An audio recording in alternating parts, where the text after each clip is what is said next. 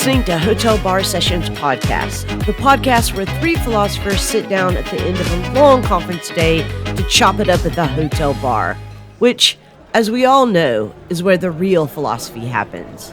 You can find this podcast and all of our episode notes on Al Gore's internet at hotelbarpodcast.com. You can follow us on Facebook and on Twitter at Hotel Bar Podcast, where you'll find the Twitter handles of our co-hosts, Rick, Lee, and Jason, in the podcast Twitter bio. Hotel Bar Sessions is ad-free and listener-supported. To keep it that way, visit patreon.com/Hotel Bar Sessions and sign up to be one of our podcast supporters. Welcome to another episode of Hotel Bar Sessions. I'm Rick Lee. I'm joined, as always, by Jason Reed and Lee Johnson, and today we are talking about bullshit jobs. But before we do that, our bartender, who thinks this is a bunch of bullshit, wants to know what are we drinking and what are we ranting or raving about. So, Lee, let me go to you. What are you drinking? I'm just going to have a dirty vodka martini. And today I am raving about vaccines.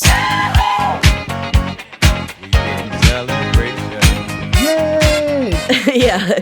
Now, it's a little too obvious to say that I'm raving about the COVID vaccine, but obviously I am raving about the COVID vaccine. And if you don't have your vaccines, you should get them.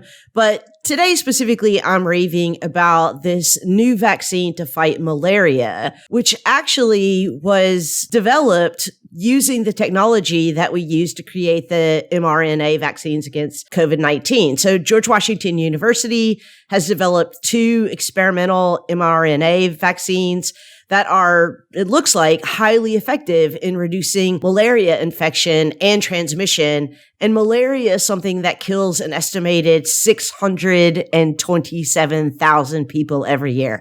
So way to go science, way to go vaccines. Jason, what about you? What are you drinking and what are you ranting or raving about? I'm just going to have a coconut water. I really like coconut water as a beverage. I like coconut in many forms. I like it in desserts, coconut cream pie. I like it in curries. I'd be happy on Gilligan's Island, really. Could you make a radio out of coconuts? Do you put your lime in the coconut and Can't shake do it that. all up? Lime coconut. I thought about coconut water as a mixture. I haven't really experimented with enough. I think there's a drink to be had there. For the listener who can't see, Jason is wearing a coconut brassiere. Again. So I'm going to rant. I'm going to rant about what I can only refer to as content creep. On streaming platforms, I see a lot of series that really could have worked as a movie. They just seem padded. And I see this in both narrative things and in documentaries. I watched the Bernie Madoff documentary on Netflix. It seemed like you could have cut that down to 2 hours. Yeah. It would have used a lot less like random stock footage of Wall Street, but just the essential points could have been there. When people say that they think of their series as a 10-hour movie, I think that's a bad thing. I don't think a movie should be 10 hours, and I think there's something to be said for a television series that understands that an episode should have its own arc and be an episode about something and not think of itself as a long, long movie broken down into little segments. So bring back the short movie. Bring back documentaries that aren't series. Bring back 2-hour movies with 10 cliffhangers. Yeah. And enough with the drone footage. Oh, God, Netflix yes. loves drone Don't they, footage. though? I mean, I guess they can get it on the cheap. You just send one of those things up, and it gives you something to look at other than like people's faces, but all the drone footage of Wall Street or whatever else the case may be, it just doesn't do it for me. So I'm racking my brains trying to think beyond like 15 seconds of a Bernie Madoff documentary, because what more is there than he had a Ponzi scheme, it collapsed. So much more. 10 hours more than that. So much more. 10 hours more. Rick, what about you? What are you drinking and what are you raving about this week? Today, I'm going to have a white lady, and I am raving about bowling. Nice. Recently, we had an event in the philosophy department here at DePaul where we took our majors and minors and other undergraduates interested. We took them bowling. And what a great thing bowling is, because nobody's really good at it. And if you are, you ought to be ashamed of yourself, because really, what are you doing with your life? So no one has to be worried about that they're not good at it, and you could talk while it's going on. There's not a whole lot of concentration, and it's just a wonderful activity, and so I am raving about bowling. There's a really great episode of Documentary Now, which is the spoof show about documentaries. It's called On Any Given Saturday, where they do this bowling version of a football documentary, basically. Highly recommend it. And that's not 10 episodes. No. So, Jason, I know we're talking about bullshit jobs, but what did you have in mind? I mean, in the middle of the last century, it was expected by many people, not just utopians and radicals, the number of working hours would continue to decrease, at least in the developed world. As they'd gone from 12 to 10, down to 8, they would get to 6 and even less. Furthermore, it was thought that the mechanization and automation of labor processes would free millions from labor, reducing the need for workers. The opposite seems to have taken place. People are working more and more, so much that the 40-hour work week sounds utopian again. So the question is, why are people working so much, and what are they doing? The anthropologist David Graeber has argued that the answer is bullshit jobs. So what is a bullshit job? Why do they exist? What can we do to get free of them? In short, why is everything fucked up and bullshit?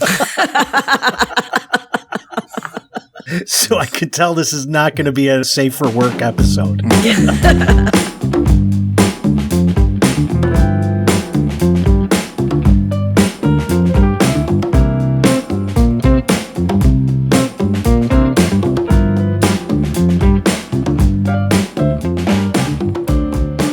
Jason, it occurs to me that from a certain perspective, any work has to be fucking bullshit.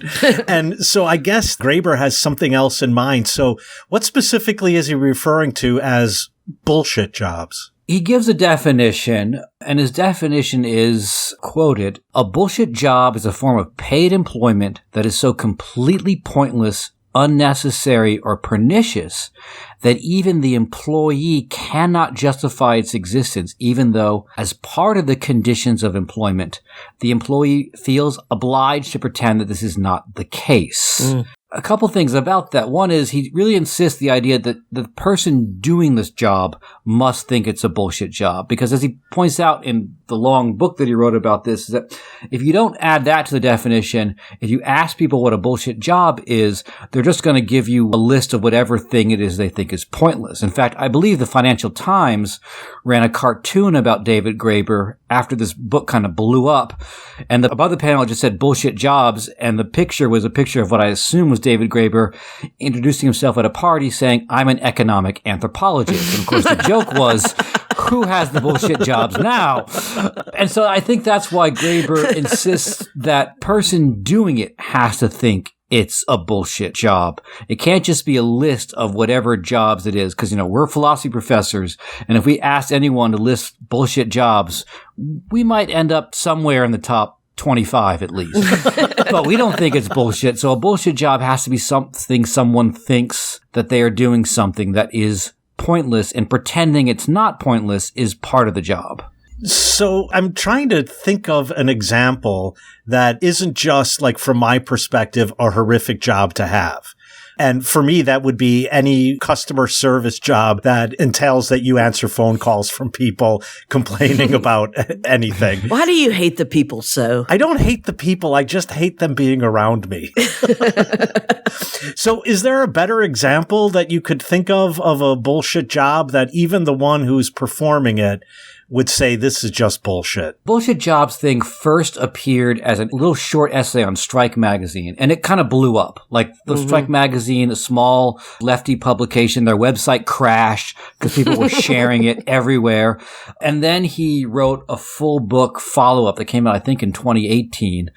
I think he had a Twitter handle where he invited people to give their stories of bullshit jobs. In fact, Side note here, Hotel Bar Sessions listeners, we want to hear your bullshit job stories. So tag us on Twitter and tell us your bullshit job stories, and we'll respond and commiserate. It'll be worth your while. So, I mean, he breaks the category down, but I think one of the things he talks about is flunkies. Mm-hmm. Flunkies are jobs where the person is primarily there to make someone else look more important.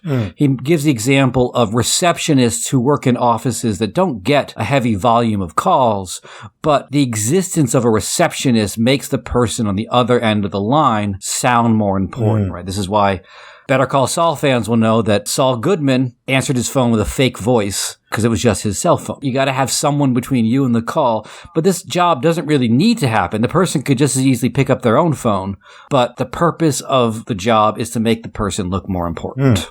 So I kind of want to talk about this definition that Graeber gives, where he says, as you said, Jason, that it's really important that the worker themselves see their job as meaningless or pointless, harmful, pernicious, however it was that he described it. Because I think probably for a lot of people, they don't see their vocation as meaningless or pointless or pernicious, but they see the manner in which they get paid, right? Their job as those things. One of my old friends, economist, weirdly, whose name is Art Carden. So shout out to you, Art Carden, used to say, I teach for free and they pay me to grade. And this is something that I have carried with me throughout my life in academia. And I think that, you know, just speaking from our kind of domain, this is how a lot of people think about being in academia. I don't think that my vocation, is pointless or meaningless or pernicious, but I think a lot of the things that I actually get paid to do, writing assessment reports, doing evaluations, grading, right, are meaningless and pointless and pernicious. So, like, how do we distinguish between those things, do you think? Well, Lee, your example of the kind of work we do is really telling to me. For people who aren't academics and so aren't teaching in universities, we serve on a ton of committees overseeing the operation of a large part of the university, especially the academic side. Some of us serve on committees on committees. Well, there we go. So once you have a committee on committees, that is fucking bullshit. But there are very few committees that I'm serving on that I'm not thinking this entire enterprise is pointless. But as you say, I never think that when I'm in the classroom. Never do I think this entire thing is pointless. Or holding office hours when students come and they have questions and so on. I never feel like it's pointless. But it is that moment in which I feel this is made up and it also has no point. And I will add, to go back to one of my constant rants, that it also serves the function that Jason was pointing to about the receptionist. Namely, the only reason I'm on that committee is to legitimate the job of some associate provost. Well, I mean, this is where I think the second part of Graeber's definition of a bullshit job comes in, because he starts it off by saying, okay, it's a form of paid employment that's completely pointless, unnecessary, pernicious, whatever, you know, such that even the employee themselves cannot justify its existence. However, he adds, even though as a part of the conditions of employment, the employee feels obliged to pretend that this is not the case. Yeah. That's me at every committee meeting.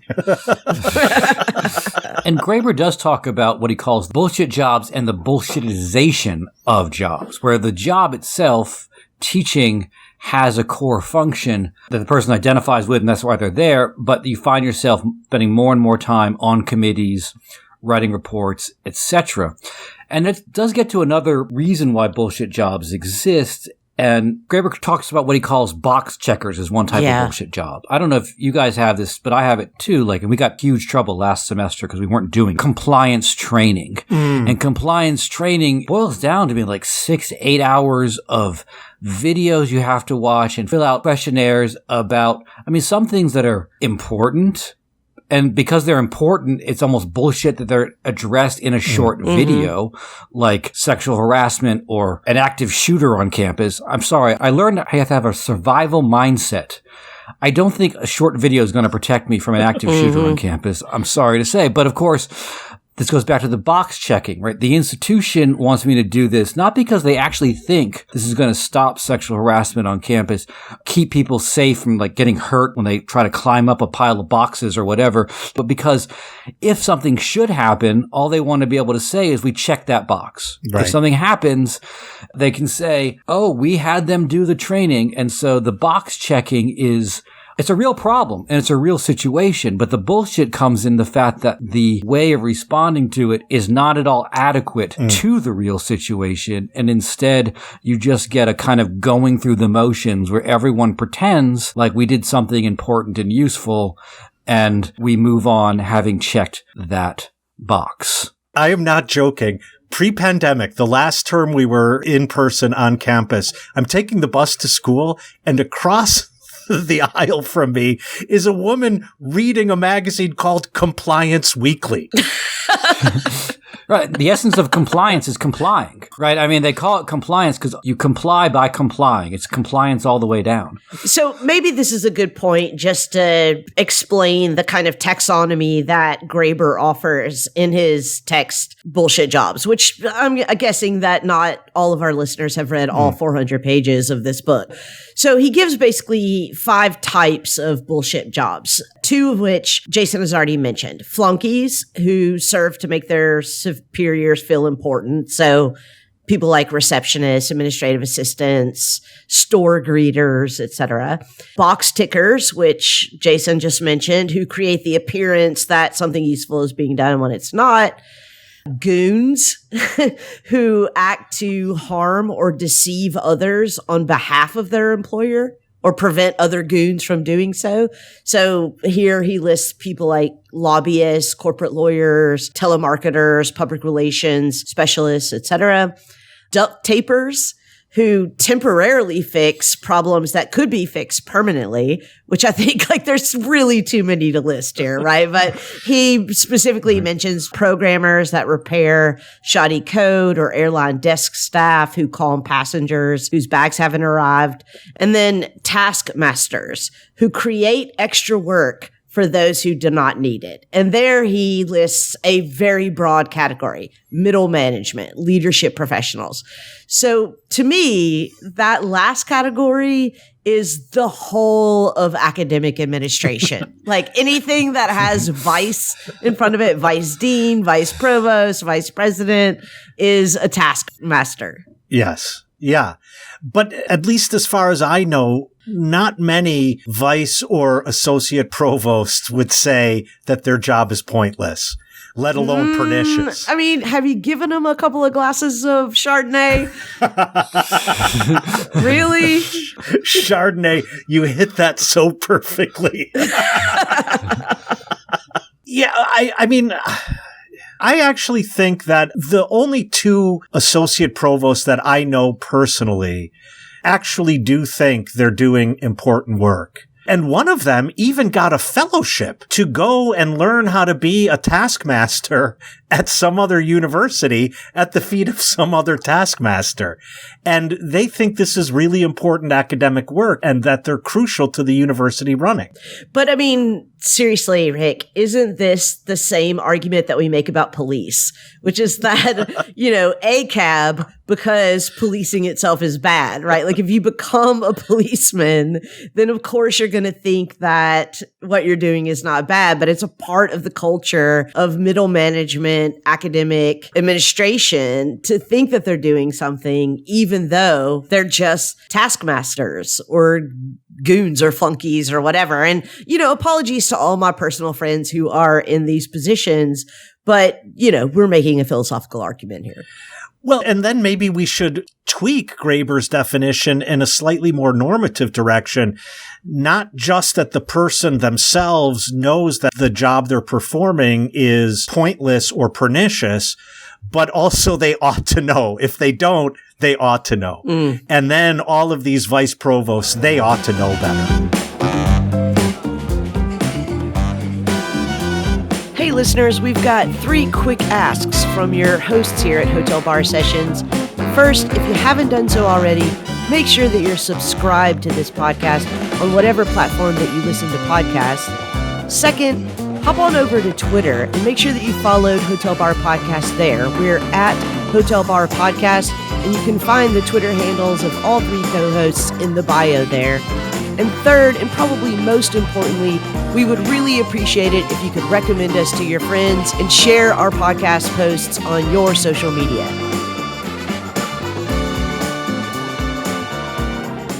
So the flip side of this idea that you can have a bullshit job and not know it, or maybe another way to put it in Graeber's terms is one of the people you might be deceiving is yourself about the job, is the other thing that really comes up in Graeber's book that I think is equally kind of dubious, and that is he seems to want to suggest that having a purpose, doing something that's meaningful, not meaningful, but doing something where you're producing a good or service that you understand that people need, offers some kind of psychological compensation. And I really wonder if that's true. I mean, do the people in Foxconn tell themselves, well, iPhones really are useful. They're going to help people do all sorts of things and have all sorts of fun time. They don't think that. I don't imagine that to produce something useful doesn't necessarily alleviate the alienation. And I say that because I do think that Graeber is offering us a different version of a kind of theory of alienation, that you're alienated not just from the activity, as Marx said, but you're alienated from the purpose of the activity. You think the activity shouldn't be done at all. I can see how that's alienating, but I think he's overlooking that part of Marx's definition of alienation is that it doesn't really matter what you're doing. It doesn't really matter if it has a purpose, serving the needs of society. The way you have to do it and the hours you have to spend doing it makes it alienating, even if it had a purpose. So that you could be producing something that you understand people need, like food. People need food, but that doesn't make any difference to you when you're doing it 10 hours a day, bending over and at such an accelerated rate, keep up with things. You could be alienated from purposeful activity that seems to be useful. I think that's a really important point. When we first discussed doing an episode on bullshit jobs, I thought about my first job, which I worked in a movie theater. I was an usher. I cleaned up your trash after the movies. And I thought, yeah, that was a bullshit job. But after looking into Graeber's definition, I realized that really wasn't a bullshit job. I mean, even though I didn't like it, and even though I didn't think it had kind of world historical import, the fact is that I was, mixing my labor with the materials of the world, and I could see the objectification of my labor in the swept up trash that I collected at the end of every movie. I think the interesting thing about what Graeber is calling a bullshit job is that it really highlights this difference between objectified labor and alienated labor. So that even if it is the case that there's some meaningful objectification, like I can see myself in the object of my labor, that because the process of the production is alienated from me, that I can't justify it. But then wouldn't that entail that any non-productive labor is going to be a bullshit job on Graeber's account? So productive labor would be the objectification. I could see the fruits of my labor and the object produced. But many of the examples we've been using of bullshit jobs have been sort of non-productive labor, right? So the taskmaster, the goon, all of these are not producing anything that you could point to and say, oh, look, I did this today. No, I think the point here is that even productive labor can be a bullshit job. Good, because I was going to insist on that. But this leads me to another question, which maybe is a different version of the same question Jason just asked. And that is, doesn't this notion of there being some bullshit jobs seems to imply that some jobs are not bullshit? And what I heard Jason saying, and this is what I first assumed reading Graeber, is these non-bullshit jobs are ones in which a person can find meaning in their labor.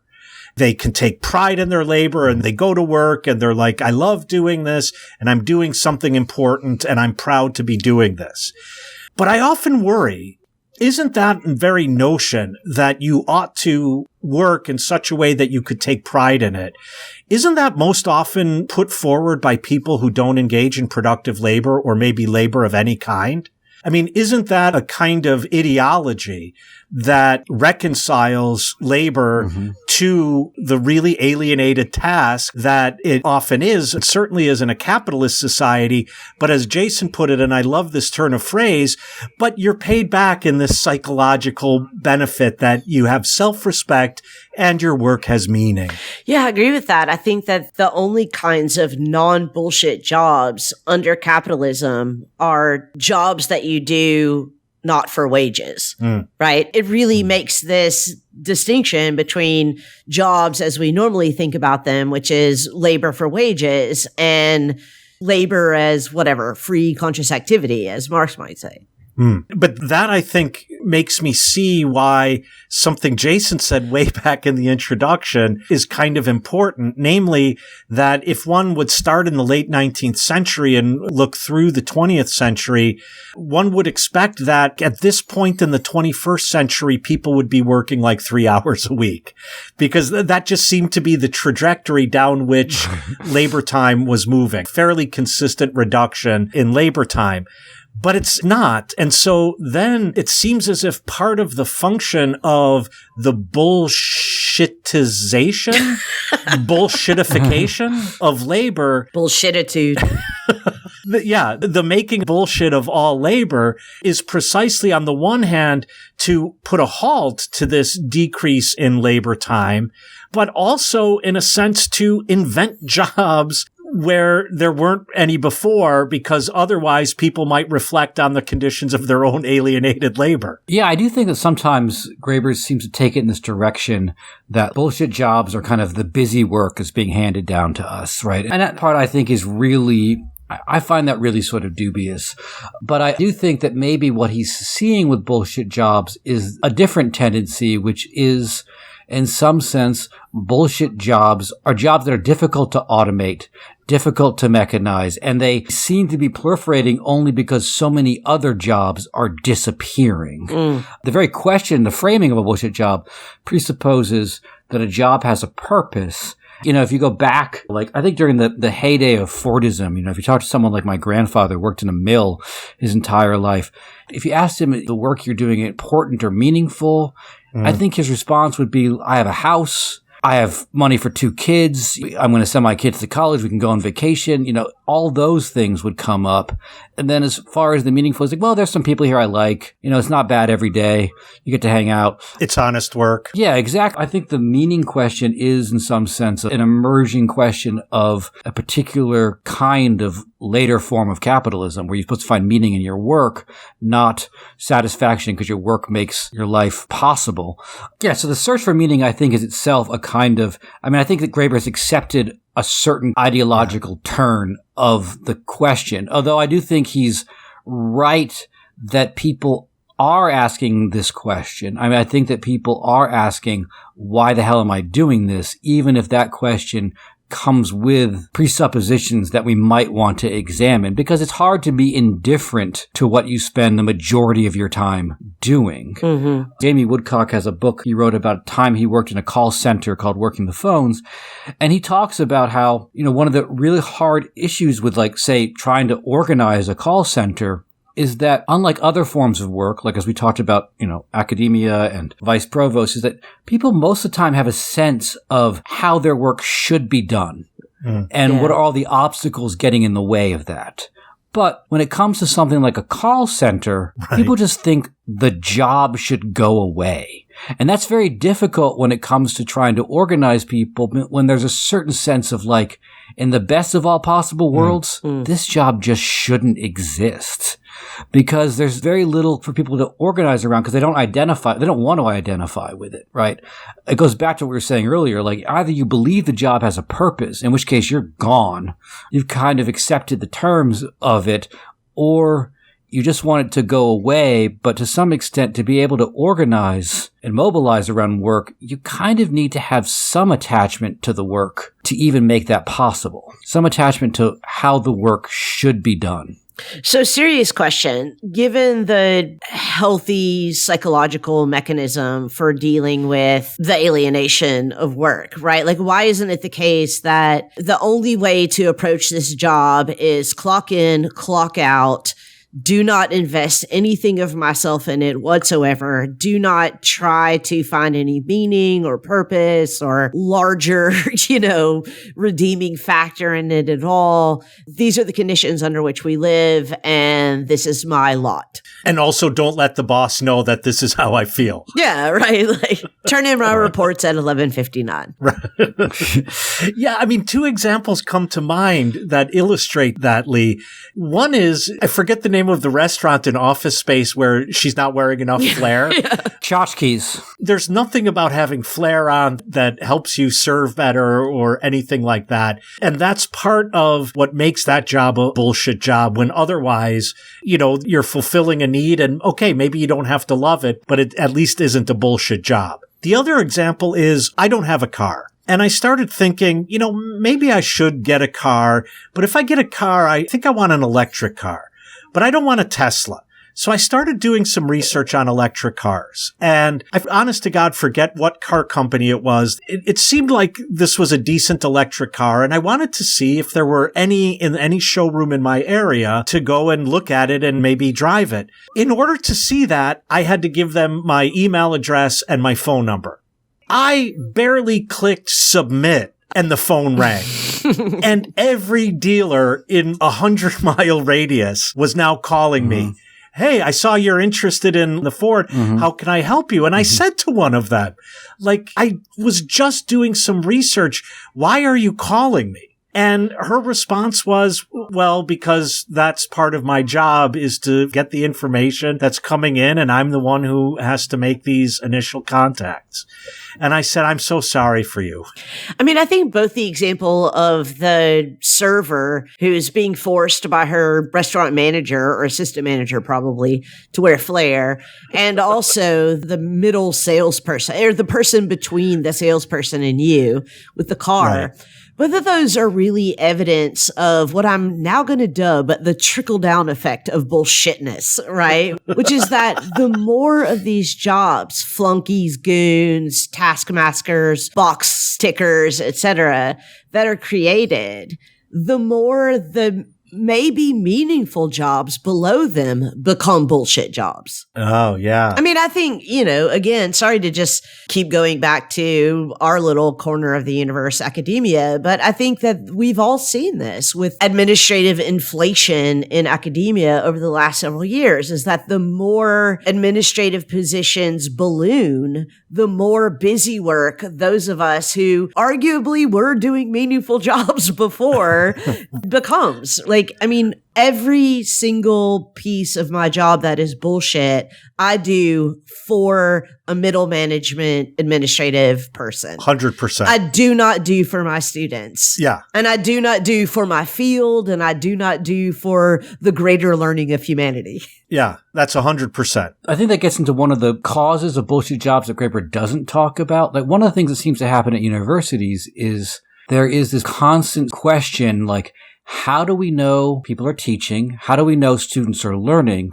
And because it's very difficult to measure that, can't use the grade as a measure because grade inflation, whatever. It's like that Dr. Seuss story about the bee. Little town, they're not getting enough honey, and is our bee working hard enough? Let's get a bee watcher. And so they get a bee watcher, and the watcher goes out and watches the bee, and then still no improvement. Well, how do we know our bee watcher is working hard enough? It's bees all the way down. Bee watcher. Right. And then you get a bee watcher. And then the last panel of this story is a picture of one little bee on a flower and a long line of people going way off into the horizon. And that's to some extent what happens with the university. And I think it happens with other types of service work in general, because service work too is hard to measure because you can't measure it in terms of turnaround, because sometimes it's the right thing for someone to do in a service job, answering a call, dealing with a customer, is to quickly get done with this person and move on. Yeah. But sometimes if they have a complicated problem or they're a difficult person, the right thing to do is spend a lot of time talking with this person. And so because you can't standardize that measure, you then have to create, as we all know, whenever you talk to a service thing, this call may be recorded, or we're going to ask you to fill out a short questionnaire after this, so that there is a constant need to increase evaluations when what one is producing is not a concrete good, because, go back to the paper mill. The paper mill can be measured by how many reams of paper it produced at the end of the day. There was no question about that. But when you're producing things like education or a service, there's a constant question about what is one producing and how best to measure it. And that creates this infinite regress of bee watchers to watch and watch and watch. And that's, I think, a lot of what's happened to the university. I think it's a lot of what's happened in service sales too, is that because what they're producing cannot be directly quantified and measured, there needs to be someone to measure. And that creates an infinite regress of bullshit.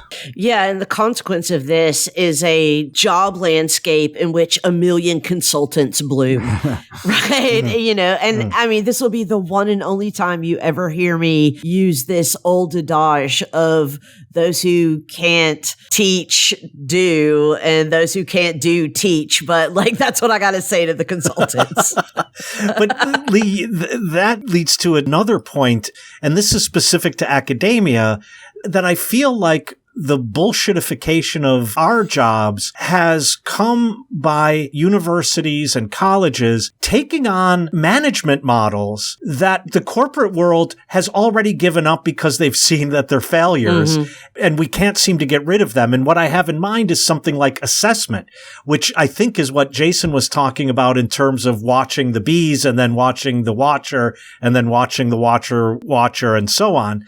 So now a department is supposed to have learning outcomes, and now classes have to be assessed on whether they're achieving those learning outcomes. But how do we measure whether a particular student has achieved those learning outcomes? I do that by giving them an A or a B or a C or a D or an F. But now somehow my assessment has to be assessed, and then we need a committee to assess the assessment. And our university gives out an annual assessment award. It's bee watchers all the way down, boys.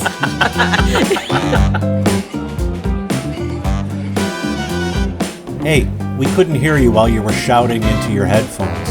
So if you have feedback or suggestions for future topics, or if you just want to pick a fight with one of our co-hosts, or in fact all of us, just visit us at www.hotelbarpodcast.com and click on the interactive page. If you want to belly up to the bar with us, at least virtually, you can always email an audio clip to hotelbarpodcast@gmail.com.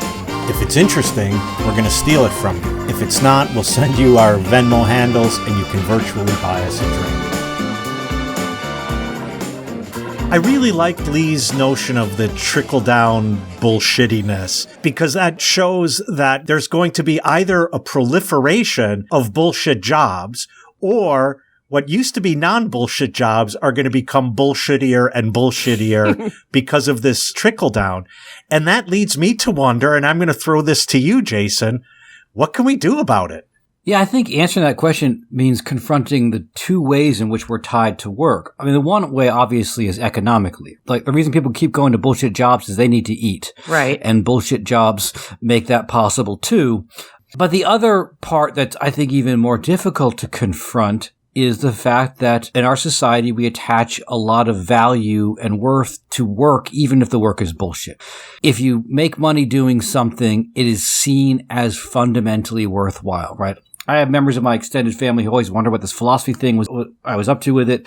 When I got a job teaching philosophy, suddenly it became real. Like, oh, it's a real thing. They pay you to do it. It must be real, right? And so I think that confronting bullshit jobs means confronting both the economic centrality of work and the sort of psychic or ethical centrality of work, and recognizing that maybe not all work needs to be done and not all work should be valued. I mean, not a lot is known about the so-called great refusal, right? People leaving their jobs in the midst of the COVID pandemic. It's maybe more of a scare than anything else, but I do wonder that some of what might have happened in that may have been people leaving bullshit jobs. I hope. Because two things happened during that time. One is, briefly and for a little bit at least, people had another source of revenue than their work, and the relief checks that weren't much and didn't last very long and should have lasted longer. So that was something that happened, and people were in some sense compelled to stop doing their work. And people talk a lot about how they found other things were more worthwhile, and they recognized that they didn't want to spend as much time away from their loved ones or whatever. And I wonder if that might have interrupted the bullshit jobs thing, which is why I think, or one reason why I think, there's been such reluctance to do anything but get everyone back to work again, because that little blip in the connection between work and life, I think it scared some people and continues to scare some people in the form of no one wants to work anymore. But it did scare some people, and there's a lot is going on right now to make sure that we never have something like that happen again. And talking about the economic necessity of doing bullshit jobs makes me think that there is something lurking behind this. As Lee pointed out a while back in our conversation, some of the bullshitification of work arises in relation to jobs that can't be mechanized. But the flip side is there are jobs that can be mechanized. And that means that the labor performing those jobs, now machines, is less expensive than the labor that was performing those jobs, human beings. And so we as a society should be able to reap the benefits of the mechanization of labor. But of course, those benefits are unevenly distributed. And so the people whose jobs have been mechanized are not reaping the benefits of the mechanization of their own jobs. They become forced into bullshit jobs. So I say that this is lurking behind because as mechanization could increase, it may be the case that nobody has to work anymore ever.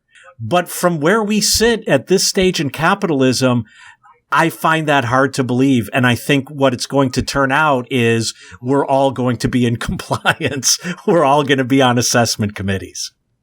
So I have a couple of things that I want to say in response to this question. What do we do about bullshit jobs? And the first is, and I'm sorry to dunk again on academia, but the first is that academia has got to pick a lane with the message that it's sending, because we send students a very mixed message. One is find your passion, and the other is get credentials and get paid. Yeah. There was actually a recent New York Times article. I'm sorry, I forget the title of it or the author, but I'll definitely put it in the show notes here. But there was a recent New York Times article that demonstrated that 11 out of 11, they did an interview. 11 out of 11 college students think going to college is about credentialization, which really means getting a high-paying job.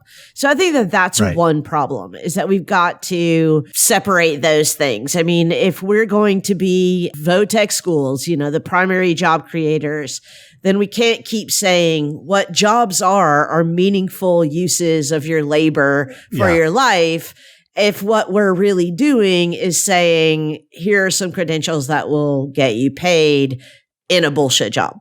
The second thing is, we saw something I was about to say post-pandemic. We are not post-pandemic. Stenographer, please note that I said that we are not post-pandemic. But one of the things that we've seen in the last year is this phenomenon, which we've talked about on this podcast before, called quiet quitting. Right. And I think that this is a strategy against bullshit jobs, which is just to say, this is a bullshit job. I'm going to stop pretending like it's not a bullshit job. I'm going to stop feeling like I have to keep justifying myself and my time and my labor and my emotional and psychological energy that I'm investing in it. And I'm just going to do what is minimally necessary for me to get paid, because that's really all this job is. It's just a means to pay the utility bill and the grocery bill and the car note for Rick, his Tesla note, and whatever. I mean, I think that we can see strategies for navigating this phenomenon that we're in. But that said, and I said I only had two things, but here's my third thing, and I think we would all agree on this. There's no way out of this. under late capitalism. Mm-hmm. For sure. And I think this is perhaps underlying Graeber's argument. Bullshit jobs just is another name for late capitalism. Different jobs. Yeah. Right. Yeah, bullshit jobs is another name for jobs in late capitalism. To which the middle manager says, bullshit. And his manager says, we need to have a staff meeting. And his manager says, can you write a report about that and get it to me by Friday? And his manager calls in a consultant. And there you go, the ecosystem of bullshit jobs. Yeah, I mean, that just shows. And I mean, I'm not a big fan of this theory of comedy, but in this case, it's funny because it's true. So true. I think that just proves your point, Lee, that what do we do about it? We can't do anything given the current economic conditions. And so if we want to do something about bullshit jobs, we should do something about our economic form and the social form that is surrounding it. Or we should do something about our psychological investment in the bullshit jobs, which is what I think quiet quitting is. Mm-hmm. You can't quit. Right. Nobody can quit. We all got to pay the bills, right? But we don't have to be so personally invested in our jobs as an indicator of our self-worth and our meaning. Right. And that goes back to the point I was making earlier, namely the position that you ought to take your worth and your existential meaning from the job you perform, from your labor, is a position that only one who doesn't have to labor puts forward. Right. And this goes back to Jason's grandfather in the mill. They know they don't have to find meaning in their job. They find meaning in their family, and their job is important because they could build a home for their family and provide an education, put food on the table. That's the meaning, is outside of the world of work. Now work pervades our entire life. Mm. The thing you describe is a really good point, that part of the bullshit job tendency is like you bring more of yourself to work and work becomes more of yourself, right? The phrase people like to use, I don't like this phrase, is quote unquote work-life balance. And I think maybe to some extent, you know, the most bullshit job is the one where someone truly believes that the job is an expression of who they are and of their purpose and meaning.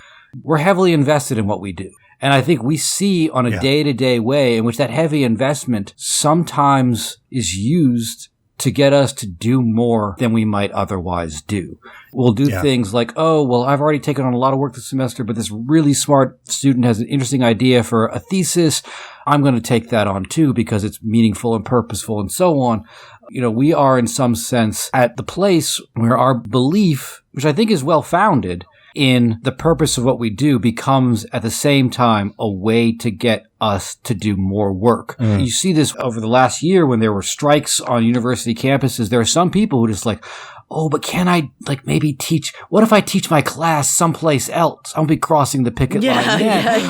Because it's such a great class and they're such great, you know, it's like, no, that's the problem. Right. The problem is that you think that shows how deep you are in the bullshit. To some extent. Mm-hmm. Oh my God, so true. You know, it's interesting. I raved earlier about bowling, and I have to tell the story about something that happened. So I was the first one to arrive at the bowling alley, and I walked in and I said to the guy, "Hi, I'm from the philosophy department at DePaul University." The guy looks at me and he says, "I know, Rick." And I look at him, and he was a former major who graduated in 2017, I think, or maybe even earlier.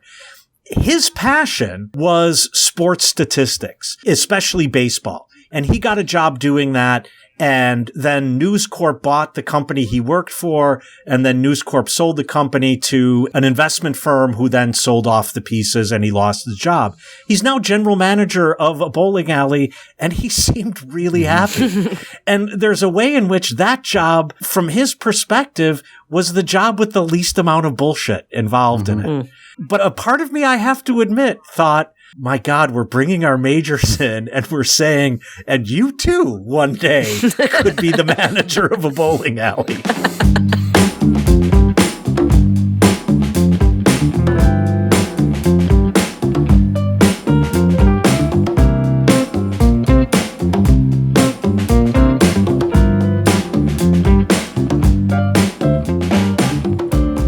right, guys, our bartender is telling us this is bullshit and she's ready to go home. So we just wanted to say this to our listeners. You know, we do this podcast every week and it's just the three of us talking together here on the interwebs. And we don't get to hear from you very often. Weirdly, podcasting is kind of a lonely activity. We know you're out there. We really appreciate you listening, but we'd also like to hear back from you every now and then. And we kind of thought, what better thing to ask you to reply to than tell us about your bullshit jobs? So Jason mentioned this earlier, but obviously we post our episodes every week on Twitter and on Facebook, and there's a comment section or a reply section underneath that. And we'd love it if you would get on Twitter or on Facebook and reply to this episode podcast and tell us your horror stories of bullshit jobs. Or if you're feeling particularly hotel bar sessions philosophical, what you think about this conversation. In addition to that, of course, part of the real bullshit of doing this podcast is that it costs some money. And so we could sure use your support in defraying the costs of this podcast. You can go to our Patreon page at patreon.com/hotelbarsessions. We have a lot of levels there that you can subscribe to, and it really, really does help us out a lot. Yeah, and speaking of bullshit jobs, I'm going to dial up a gig worker right now and get us a ride home. But is that a bullshit job, though? They're providing a necessary service, driving drunk people safely, saving lives. Let's also note that you can be happy and doing something meaningful and it also be a bullshit job. But I'll catch you guys next time. Good night. Bye.